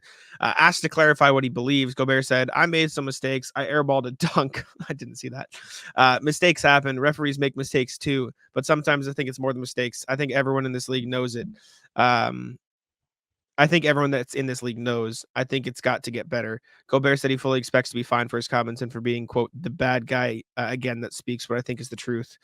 But then he felt compelled to speak his mind because, quote, I think it's hurting our game. I know betting, I know the betting and all is becoming bigger and bigger, but it shouldn't feel that way. So, tough. So, I mean, I know we're running ads for gambling. Mm-hmm. The gambling is starting to annoy me a little bit. It is. It just is. Like, it's everywhere. It's like, oh, go bet on this guy, and like people are losing money and stuff. And I don't know. You got people like, oh, what do you think of this line? I'm sure you get that. Like your friends that bet, they're like, what do you think? You know, you like the Celtics tonight? It's like, well, I mean, I think I like them to win. I watch every game. I don't know if they're going to show up for all the minutes and hold the lead and everything. I can't tell you what the spread's going to be. So Gobert speaking up about this is interesting. I'm sure he's not the only guy that feels this. I know players talk about sports betting all the time. They're like, I really don't give a fuck about your parlay. Not going to lie. Don't care. The refs, do I think they're fixing games? No, I don't. If they're going to fix games, it has nothing to do with sports betting. It's more about like, hey, we want the Lakers to win. Like if you want to bitch, I don't know who they lost to when he said this, but if you're going to bitch, was this after the Cavs game yesterday? Yeah, and somebody, Okay. I'm looking on Twitter for like all the stuff, so I can share now if you want to see some of the stuff he complained I'm about. sure et cetera, et cetera. Silver's just dying for the Cavs to win. So this is this was him making the money sign. Oh, He's fully going after it. He's like, yeah, he they're is. paid off. Somebody put a compilation of all of his fouls together. Happy anniversary, by the way. Yeah, it's the 4-year anniversary of the Rudy Gobert touching all the microphones. COVID. This was his dunk airball, by the way. Oh my gosh! Yeah, he just missed. He just really Wow. missed the rim. So this was something. And then this was apparently the foul he was complaining about, or one of the plays he was complaining about. His hand is No just foul. over. Yeah, his hand is just over. Not to mention the jersey. Yeah. So here we go. Apparently the airball dunk was after the play, but yeah, this is the play he was complaining about. He also missed that dunk, I should say. So they called dunk. Scotty Foster. Foster. All right, I can see a little bit of the. I will say, I think this was a foul on Rudy Gobert. Isaac Okoro also just does yank the shit out of his own teammate here. Watch this. Watch Isaac Okoro here. He just kind of grabs Jarrett Allen's arm. Like he gets pulled by his own teammate for as much as Rudy Gobert. I mean, The Foster wrinkle to this does make it a little bit more. I understand why he got a tech. Because Foster was rumored to be in the Donaghy stuff. Oh, really? Yeah, so that adds a little salt in the wound. Also, and like VAR here. Rudy Gobert's getting grabbed, and we can't see it from this angle. Watch Isaac Okoro's left hand. He is getting just yoinked off the play. So I get why he might be a little mad. There was more. There was all of Gobert's fouls. Somebody's like, what's the word? Caught in 4K, brother, of him getting complained, and they're all just him just hacking the shit. Like, look, he's just yeah. So, say what you want to say. Rudy Gobert is probably going to win Defensive Player of the Year this year, and credit to him. I mean, the Timberwolves are the best defense in the league for a reason. Yep. That's a tough one for Scotty, but I don't know. I dislike the people who the refs aren't paid off. I don't believe that. I can't believe that. I mean, Do you it believe happened that? before. I know, but I don't believe it. I think they've I cracked think down with that. the I don't sports think- betting being legal, there's more of a chance. Now that I thought about it, like a little extra with like him being connected to Donaghy or that they were friends or whatever in the past. Like, I don't know. If you're gonna like assume some ref is crooked, Scott Foster isn't the craziest one. I suppose. I don't know. I don't think. I don't know. A part of me doesn't think they would have put the gambling associated with basketball without having these strict crackdowns. Because I mean, if that happens, the product's cooked. Like you lose all I'm the sure progress that they you've had. can monitor everything he's doing. Like, I'm not even being sarcastic. Like, No, the way I'm not even talking technology about. works. I'm not even talking about Foster. I'm saying in general. I don't think they would have put gambling closely associated with the league without the proper like. We have to like make sure everybody is following in line. No one's like taking money. Like they do like they have to be doing all these regulation checks because if it comes out that something like that happens again, the product's cooked, right? Like you lose all the product, like the progress you've made on like catching the NFL in ratings or trying to pass them to social media, all the stuff. Like you lose all. I can't think of the word. All credibility. Yes. So I don't think they would do that for like I don't think that would be a thing. I mean, it happened before. And I know it did. People but have gambled for whether it's legal or not. They were still gambling. It's true. I'm just saying I think the NBA is much harsher on it now, as is the NFL, who suspends people for Yeah, I mean seasons. the players can't do it. I don't think it's Exactly. complete nonsense. But to say it's impossible is like nothing's impossible. Sorry, just LeBron came on my timeline, and it's Him just him. talking Genie Buzz. Yeah, do you hear the lips reading? Yeah, I've First seen of all all, the tweets. Happy International Women's Day. Yeah. And then Harrison, God, I love LeBron. Anyways, next thing we got is speaking of the Lakers, D'Angelo Russell being a serial killer. This is insane. Have you seen this quote? Bizarre quote. So, I'm gonna read the context posted to Hoops Hype and then the quote. Russell again raised his offensive output when forced to play without James or Davis shooting confidently while also distributing the ball effectively on offense. Russell was nonchalant after about his biggest game of the season, but acknowledged that an NBA career, including 4 trades, annual trade rumors swirling around him, has honed his focus for tough situations. Now, for context, he has been phenomenal lately, like to give him credit. He had 44 points against the Bucks, 6 rebounds, 9 assists in a Lakers win. Be mad as hell, dude. But he said, on the floor, I've always felt like I was capable of doing things, and getting hot makes it a little more exciting. Off the floor, you obviously know what I've been through.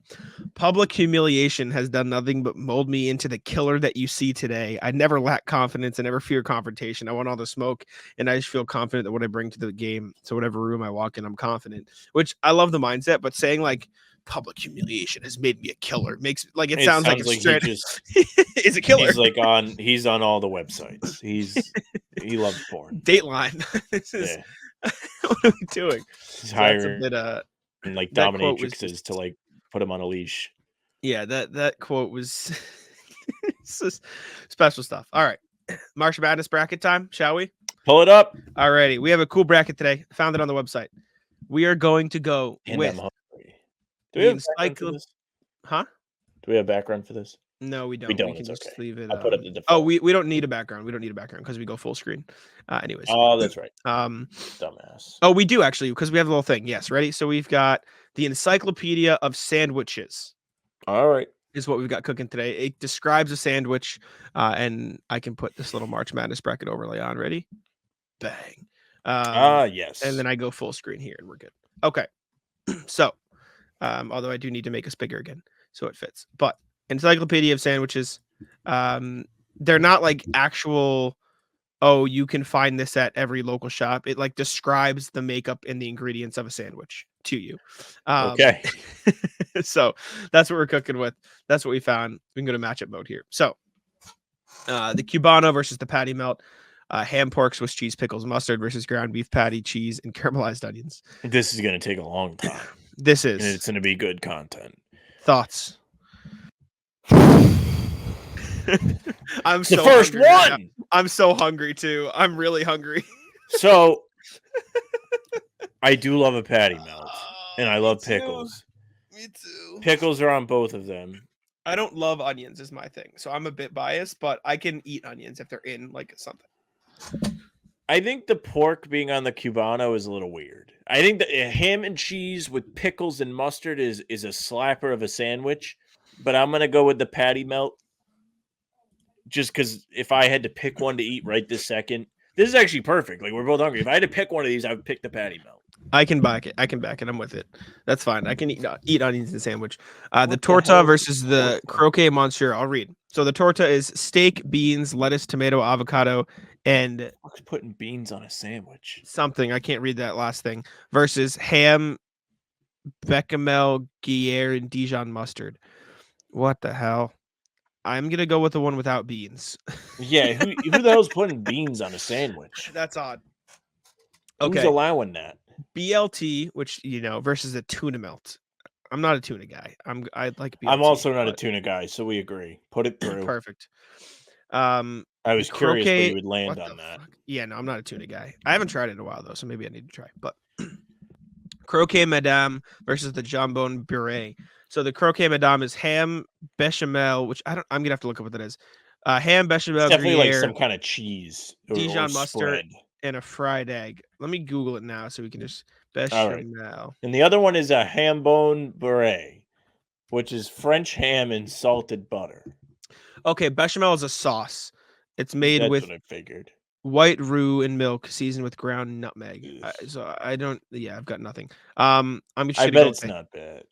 the ham and I- butter one. Sounds good right now. But the You egg think on so? top, the ham on top makes me really, All or right. the egg on top. I mean, but so I'm 50-50. Why are you a big fan of the croquet madame? I bet that sauce is good for like a breakfast type sandwich. I like the egg on top, so I'll back it. This one seems too kind of boring. It's just ham on Yeah, it's bread. very plain. Yeah, I'll back it. Next one, caprese versus bocadillo. Mozzarella, tomato, basil, olive oil for the caprese versus bocadillo, which is jamon, bread rubbed with cut tomato. What is jamon? Do you know what jamon is? I think it's ham. I fuck with the caprese. I like a caprese too. Good choice, Jack. W. Big fan. The mozzarella. Oof. Oh no. Pulled pork, which is pulled pork shoulder, barbecue sauce, and coleslaw versus a grilled cheese. All Which- right. I'm not. I don't care what you do with it. I'm not eating fucking coleslaw. I'm just Oh, you're- not guy. not eating coleslaw. Okay. Pulled pork sandwich. Grilled cheese. Fire. You have to honor Matt the rat. The human Matt. Mhm. Favorite thing ever is grilled cheese. I love coleslaw. Or I don't, let me rephrase. I don't love coleslaw, but I like coleslaw, Mm. so it wouldn't put me off of a sandwich, but it is weird to have it on the sandwich. Have it on the side so you can choose whether or Don't not to need eat it. it. Don't. I don't think I'll ever eat coleslaw ever. For what it's worth, best grilled cheese I've ever had to this day. Elementary school cafeteria. I sound like a moron. Yeah, probably because it's like Dude. filling. Then it's like Dude. it's a luxury. It was like I could- salted You perfectly. gotta put a tomato on the grilled cheese. It's not bad. I It wouldn't slaps. complain. Ham and tomato grilled cheese. Yeah. Yeah. Grilled cheese, respect. Okay, next one. Bologna and mustard versus the po' boy, which is fried seafood, lettuce, tomato, pickles, mayo, hot sauce. Are you a seafood guy?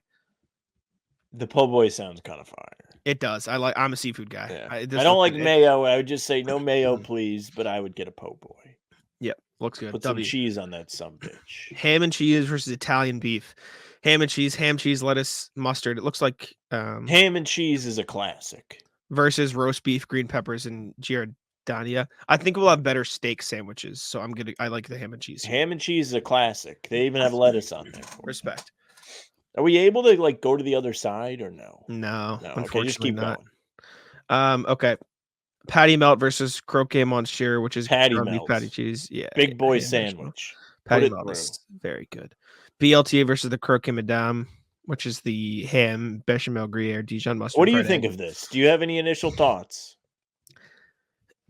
I feel like people might dislike this. I think plain BLTs are kind of overrated. I've never really had a BLT.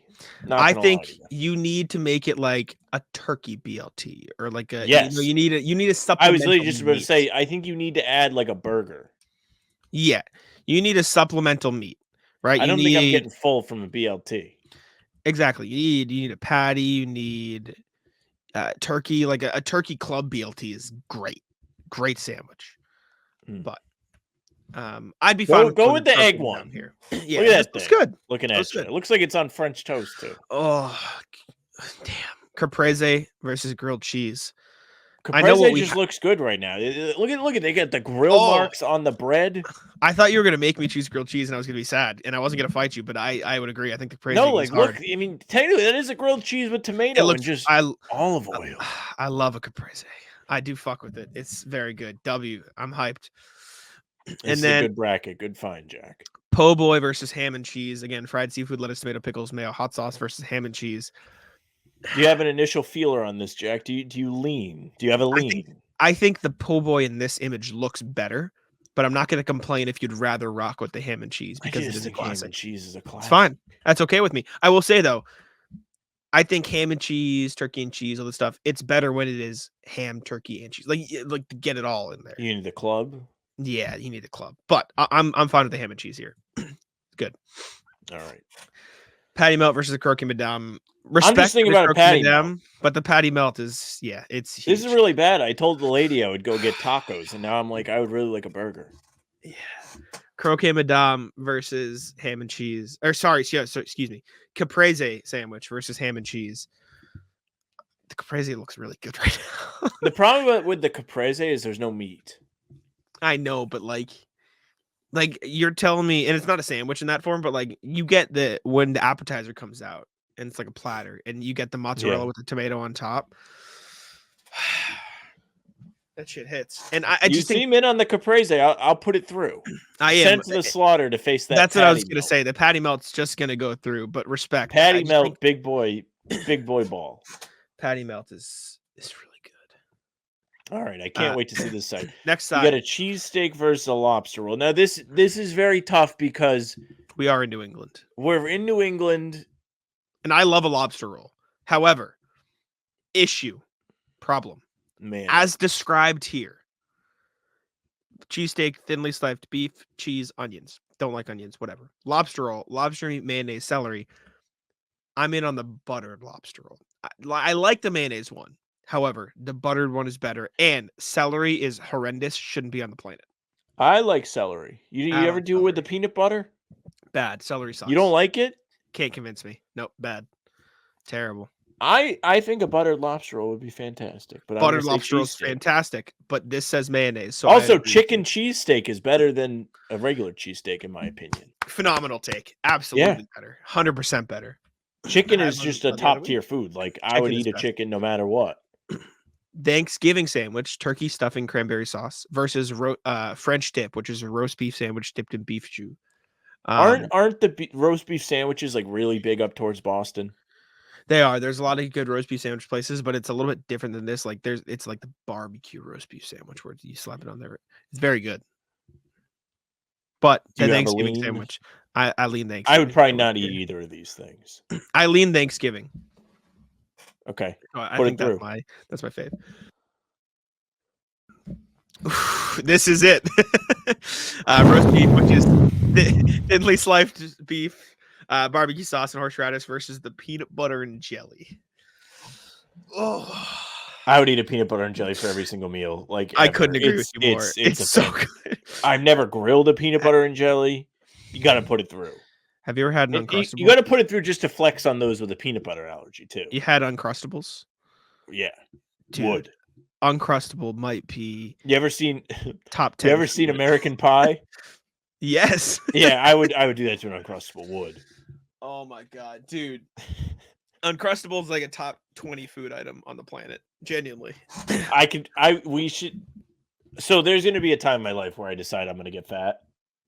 I love when that time comes, we will do how many Uncrustables can Sam eat in one sitting. I'll join you for that. It's I love Uncrustable. PB&J, absolutely agree. PB&J is so fucking good.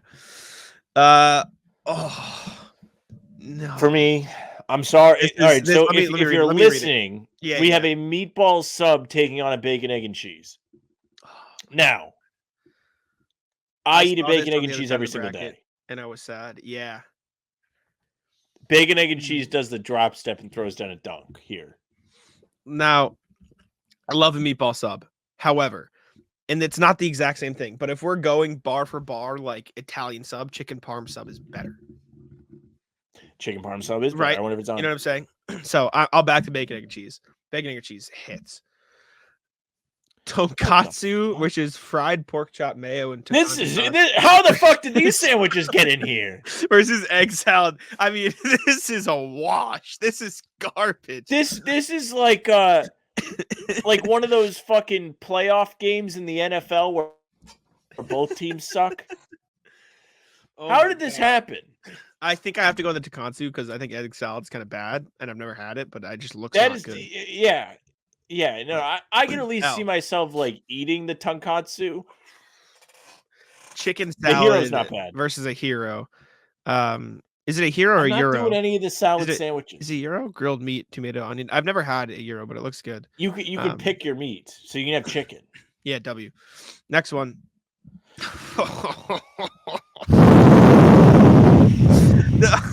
So for the audio listeners who just got fucked by Sam's pulling the mic, Is it that bad?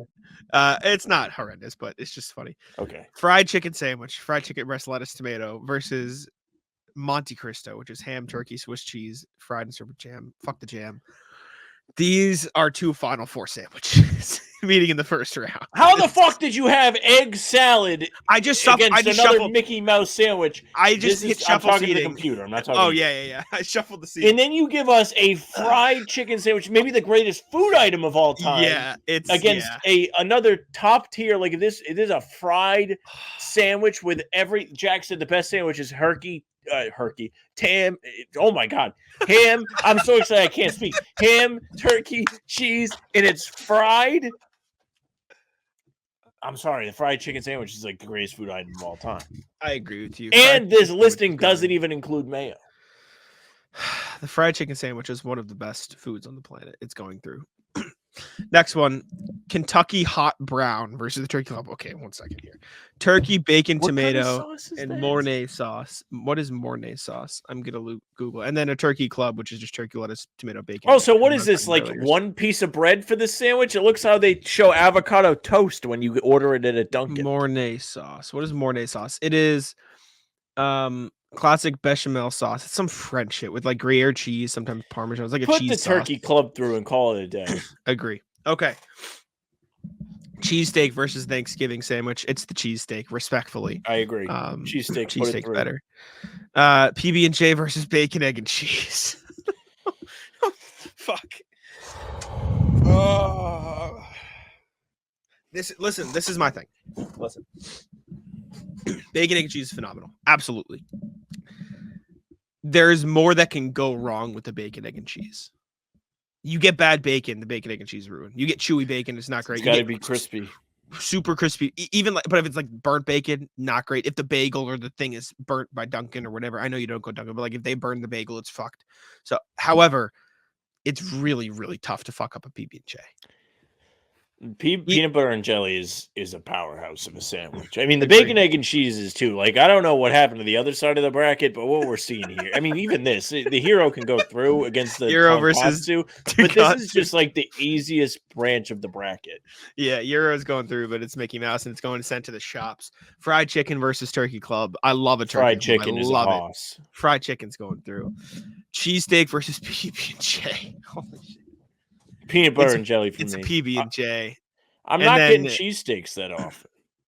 Fried chicken beats a gyro, and now we've got fried chicken versus PB&J, which is, I mean, spoiler alert. I'm sorry, Patty Melt's great. Whoever wins this is winning the bracket. Yes. This is the finals. I think it's the fried PB&J chicken. I could eat a fried chicken sandwich 3 times a day. I eat it every single day. I literally Yeah. eat a fried chicken sandwich every day of my life. Oh my god, bro, there was a point in college, and this is gonna sound really sad. I like my junior year of college. My my best friend moved out. He like was moving. He was living from home, whatever. And I was just like really like I didn't have much going on. It was like really not a fun time in my life. However, there's a Sounds point a lot here. I like promise. now. There's a fuck you. There's a point. Every single day, I'd go to the calf and I'd get a fried chicken sandwich and a brisk lemonade, and I'd go back to my room. That and, like, every single day is like my routine. And it got to the point where the chefs, or not the chefs, but like the cooks, whoever made the fried chicken, like they introduced themselves and they knew me, and they just got my shit ready when I got there. PB&J is phenomenal. But fried chicken sandwich wins, and sorry, it's beaten the patty melt. Too. Learn Chinese. Oh my god, dude. Sorry, audio listeners. The fried chicken sandwich on the screen right now looks really fucking good too. Does look good. I'm telling you right now, Jack. You might have to do it like ahead of the men's league game or something tomorrow. Honey Bird in East Providence. Ooh, yeah. Fried chicken sandwich. It's diesel. You gotta DoorDash it to the gym. Get it on the way back. It's Chick-fil-A, but it's like 2 Chick-fil-A sandwiches in one. I'm gonna order a Chick-fil-A sandwich right now. We're talking. Actually, my mom's probably making dinner. This made me so fucking hungry. This is terrible. This might be my favorite bracket we've ever done. By the way, it's gonna be tough for Kalen when I'm like, hey, change of plans. We're not getting tacos. We're going to Chomped, which we went to, and getting sandwiches. Yeah, really good. All right, we can go to the rat list here. I'll let you kick it off if you'd like. All right. Rat list. My damn legs. So on Thursday, well, in recent weeks, I have come to the conclusion. I said, I need to strengthen my legs. It's time. I do a lot of running, but I never work out my legs. I go to the gym. I never work out my legs because I'm running. I don't really need to do any extra stuff on that. I don't need to put any extra pressure on them. I don't need to put them into any more pain. Instead, I've now turned a new leaf. I've said I would like to become a better defensive player, which I'm okay. I'm already pretty decent, but I want to be even better. And I said, that's it. I'm doing lunges. I'm doing deadlifts. I did the leg press, and I was tired. I don't sweat when I lift weights. When I was doing lunges, I was sweating like I was fucking KG. That's how I was sweating. It was pouring off of me in there. I got a long sleeve on and sweatpants, and I'm dying in the gym. Well, why would you do that? Why'd you wear long sleeve and sweatpants? Because usually I wear that to the gym, and I'm okay. fine. Yeah. I'll wear a sweatshirt to the gym, and I'll be fine. That's psychotic. So I do that, and I am feeling it. I'm feeling tired. My ankle's still like not 100%. I was going to do box jumps too. That'll happen. But it wasn't happening on Thursday. So anyways, so we went and played basketball yesterday. I played well. I had a great game. You did. Great session. I remembered how to shoot the basketball. I was struggling to shoot for a little while there. I remembered I got my shot back. I feel fantastic. We start playing, everything is easy for me. I am moving good. I'm playing defense good. I'm jumping good. Towards the end, I'm fried. My back's tired. My legs are tired. I'm in the car driving home. I'm dying. Yep.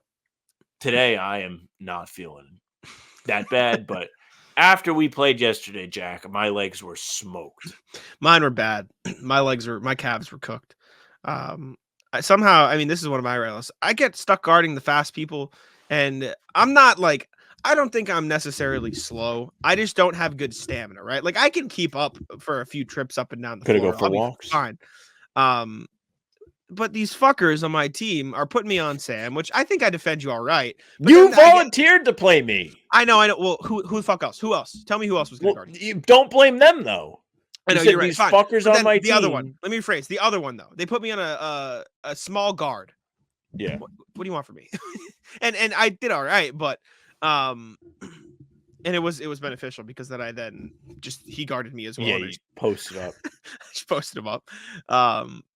Poor yeah, guy. my legs were cooked, but the real ratless from basketball is I am still feeling it a little today. There was a play where this guy is making a pass into the lane or something, and I just stick my arm out. It was the loudest sound. It just hits me square in the forearm. It was the loudest thing I've heard in a long time. Confirmed, like loud as fuck. Like it smacked the shit out of me. The guy guarding me. Yeah, it wasn't your fingertips. I know, and you can still see a little bit of the red. It probably won't come over on the camera, but like 5 minutes later, you can see the outline of the ball on my forearm. The guy guarding me just looked at me, and he was like, you didn't move at all. Like you didn't even react to that. What are you doing? The guy guarding me was super funny. His name's Julian. He writes for the Globe. Does he? Yeah, nice. And so there was a like two people on the court were like beefing and like were mad at each other, and he turns to me and he goes, "So how's your Thursday?" And we started having a conversation while we were going. But yeah, Ratless, the ball hitting my arm, and my arm is like I still feel it. Like my arm is just like sore. We're getting smacked the shit out of. But yeah, Ratlist is axes. So I went axe throwing yesterday. Oh, really? That doesn't sound like a you thing. So long story short, for Valentine's Day, she made like a box of like date ideas. So we just picked out of there, and that was one of the things. So we did it. And it was fine. Cool. Like I had a good time. But when you throw axes, they don't stick in the fucking wall. I was hitting the target. It wasn't sticking. Knives. We were throwing knives. The knives stick in there real good. The axes don't stick? But it's hard to get them to stick. I think there's a technique to it. Weird. They would bounce off, and it would just be like no points. That seems terrifying. If they bounce off. Axe throwing is in the same category as bowling. You do it for like a couple games, and then you're good. We did the perfect time. It was an hour. We were good. Nice. There you go. So you just get in your own lane. You just like threw axes. Yeah, they have somebody like coaching you. So she kept like telling the lady like what she was doing wrong. She was none too pleased. She was like mad at herself because she couldn't get the stuff to stick, and she was also hungry. So I was like, I'm like, I know you're not mad at me, so I don't really care. Get as mad as you want. Yeah. Ratless my glasses. If you haven't been watching the streams over the last few days, they are super glued. And if you didn't see RJ's email insulting Jack. Yeah. I need to get new ones. I don't know what style. Maybe we do a glasses style bracket, and the chat can decide what type of glasses I get. That has to be on a live stream. That's a fantastic idea. Yeah. I'm not gonna let you fuck me over though. I do need goggles too though, because it's not gonna work. Can you get like swimming looking goggles? Like, can you get cool looking goggles? Do they have those? Do those exist? I don't know. Like maybe. I'm just gonna. What if you get like some sick ones that like they have like a color on the top? I'm just gonna look like lenses. I'm just gonna look like Horace Grant or Kareem. That's fine. I'll just get those. Yeah, get some cool ones. That's fine with me. I'll get one of those. Yeah. Yeah. Rat list is moving. I'm never gonna move. I helped a friend move today. Top floor, both places.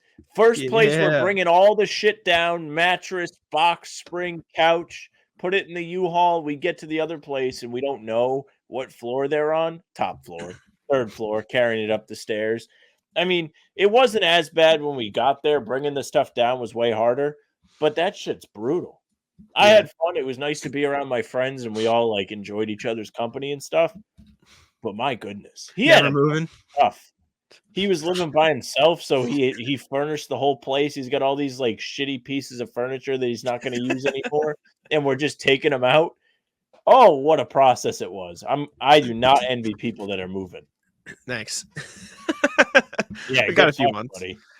That's all right. I don't have. I'm glad I have an excuse with you. You live too far from me. It's not down the street from my house. I can't come help you. Sorry. I don't have that much shit. I'll probably just end up throwing it in. I think it should fit in like one or two cars. It'll be fine.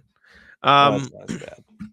Ratlist, Liam. So this isn't like he didn't do anything. I'm all out, by the way. So okay, I've got two more. Bring us home. Land so the plane. Liam, who is on a hot streak right now that I'm looking here, I get on to play Valorant with Liam yesterday, and he just texts me. He goes, "Jack, I'm 0 for 10 today."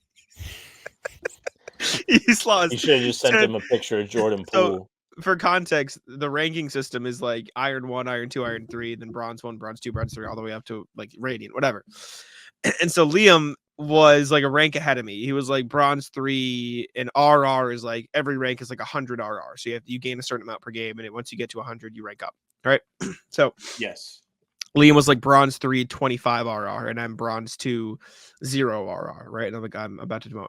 And by the time I get on to play with him, he is Bronze 2-0 RR as well. Like, he lost so many games that he was all the way at the bottom. with me. And as you can see, I don't think you can get the full experience because I can't go back enough in his ranking. But if I can share the screen of my Valorant, you just see Liam with all the fucking red. Oh, that's terrible. It's really bad. But yeah, so They that's have tough like for him. a kiddie version of Valorant he can play, like Fortnite or something. He's actually at a hot streak right now. Respectfully, I won't completely diss him. So he's played apparently today without me. He's playing right now. He has brought it back. So respect to Liam. He is Okay. got the green going again. He's back. So he's there. He also dropped 35 kills in a loss that I played in, and I didn't play well. Sounds so like Luka. Yeah, I told him after the game he put up Zach LaVine stats. He's front running. Yeah. And then the last one, or if you got one other. Yeah, I'll do a quick buffer. So Rat List is me because I have no self-control. On Thursday, a Spider-Man update dropped. So you can replay the story now with all the stuff you unlocked. It's called New Game Plus if you're not familiar with it. And I've spent far too much time playing a game that I've already beaten over the last day and a half. Just sitting here playing it. So, yeah, I mean, I'm back playing Spider-Man. It's a good time. An appropriate amount of time has passed since I last played it to where it feels fresh and fun again. But yeah, Rat List to me, just wasting time. There you go. Last Rat List is something I've done plenty of times before. But there is this intersection in my town that makes people forget how to drive. I'm going to show you. I've got the VAR. Don't worry about it. So here we go. This intersection right here. Pulling up Google Earth. Sorry, audio listeners. Right here. That's an interesting shape for an intersection. It sucks, does it not? How horrible does this look? So yeah, you get here, you're driving along. You're coming down this road because my house is down here and I come up here to get there, right? So I'm coming from this angle. I'll pull you in here. I'm coming from this angle. How fun does this look? Right? There's a street here on the right, a street across from me, and then a street to the left this way. Yes. Now this street to the left does not have a stop sign. They have the right of way. No stop sign here on the left. Everywhere else has a stop sign, right? You run into the issue of these people don't like to play the, one in a turn game, so they'll end up just going. Yep. However, the worst is when the people with no stop sign think they have a fucking stop sign. Yes, this happens near me. They just stop. Like, you're ruining the flow of traffic. And if I'm coming, I don't beep often. Stop. I will every single time. I will beep. Yep. It needs to be known. They need to know they're in the wrong. Yep. Bad. No stop sign. And then to make matters worse, right around the corner, or right like on the other side, is this right here. And this is the way you have to get to my house. I'm just doxing myself. Down here is a yield, right? So they have the right of way to come Love here. a yield. Yep, they have the right of way to come here, and they have the right of way to come here and to go up here. They have a yield. However, when I was first learning how to drive, I didn't know that, so I almost got into an accident here. Because there is no yield sign. There's no yield sign. It's just these three triangles. That is the only indication that you have a yield. So it's not very clear. But what's even worse is if you're coming down here, right? You're coming down the direction that I'm facing on the video. If you take a left here, you should lose your license. You want to know why, Sam? Because if you're coming down this way, you could have just gone up right here.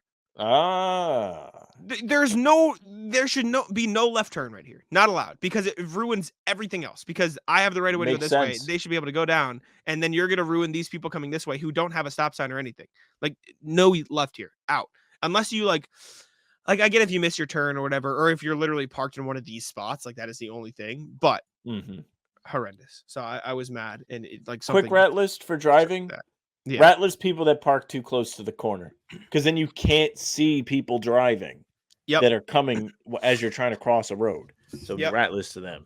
Also, people who don't go on a green. Like if you're delayed in a green, honk. Pay attention. There's a curb where he honks and like people have a panic floor it, and like I don't remember exactly what happens, but it like causes like some mischief. Tough look. All right. Thank you all for tuning in. We appreciate it very much. Make sure to subscribe to How About Them Celtics. This is going to be a long episode because we also have the game. Enjoy it. So yeah, thanks for tuning in. Make sure to leave a like on the video and subscribe to the channel. check us out on podcast platforms as well. Let us know what brackets we should do, and let me know what glasses I should get. I'll let Sam take it out.